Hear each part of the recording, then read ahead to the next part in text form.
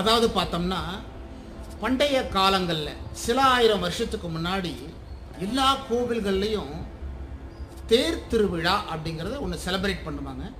வருஷத்துக்கு ஒரு தடவையாவது அந்த தேர் அந்த ஊரை சுற்றி வருவது ஒரு வழிபாடு முறையாக இருந்துச்சு. இன்றைக்கி எங்கேயோ ஒரு கோவில்களில், சில கோவில்களில் தான், பெரிய கோவில்களில் தான் நம்ம பார்க்குறோம். அந்த தேர் பார்த்திங்கன்னா இன்றைக்கெல்லாம் சின்ன சின்னதாக மாறி போச்சு. ஆனால் அன்னைக்கு பெரிய தேராக இருக்கும். பலாயிரம் பேர் சேர்ந்து அதை இழுத்துட்டு வரணும். ஆனால் அந்த தேர் பார்த்தோம்னா ரொம்ப பெருசாக இருக்கும்.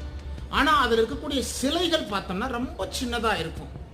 ஸோ அது ஊர் முழுக்க அதை சுற்றி எல்லா மக்களும் வழிபடுறது ஒரு வழக்கமான ஒரு வழிபாடாக நாம் பார்க்கலாம்.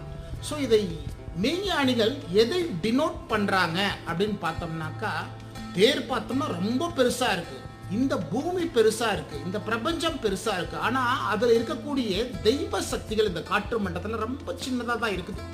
அந்த தெய்வ சக்திகள் நமக்கு வேணும் அப்படின்னா அந்த ஊரில் இருக்கக்கூடிய அத்தனை பேரும் ஒன்று சேர்ந்து கூட்டு தியானமாக, ஆக எல்லாரும் கூட்டு பிரார்த்தனையாக நாம் உட்கார்ந்து தியானம் செய்ய போகும்போது என்னவாகுது, அந்த தெய்வ சக்தி காத்துல இருக்கிறது அந்த ஊர் முழுவதுக்கும், அந்த உள்ள உணர்வுகளில் இருக்கக்கூடிய எல்லா மக்களுக்கும் அது போய் சேருது. அந்த ஊரே சுபிக்ஷமாக மாறுது. அப்படிங்கிற அந்த நிலையை ஏற்படுத்துறதுக்கு தான் தேர் திருவிழா அப்படிங்கிறத வச்சாங்க. ஆகையினால தேர் பெருசா இருக்கு, தெய்வ சிலை சிறுசா இருக்கு. ஆக பூமி பெருசா இருக்கு, இந்த காத்துல இருக்கக்கூடிய தெய்வ சக்திகள் சிறுசா இருக்கு. இந்த தெய்வ சக்திகளை நாம பெறணும் அப்படின்னா கூட்டு தியானம் தான் முக்கியங்கிறத மெய்ஞானிகள் சொல்றதை நம்ம புரிஞ்சுக்கணும். நல்ல வீடியோக்களை நீங்கள் பார்க்கணுன்னா தமிழ்வேல் சுவாமிகள் சேனலை நீங்கள் லைக் பண்ணுங்கள், ஷேர் பண்ணுங்கள், சப்ஸ்கிரைப் பண்ணுங்கள். பயனுள்ளதாக இருக்கும். நன்றி.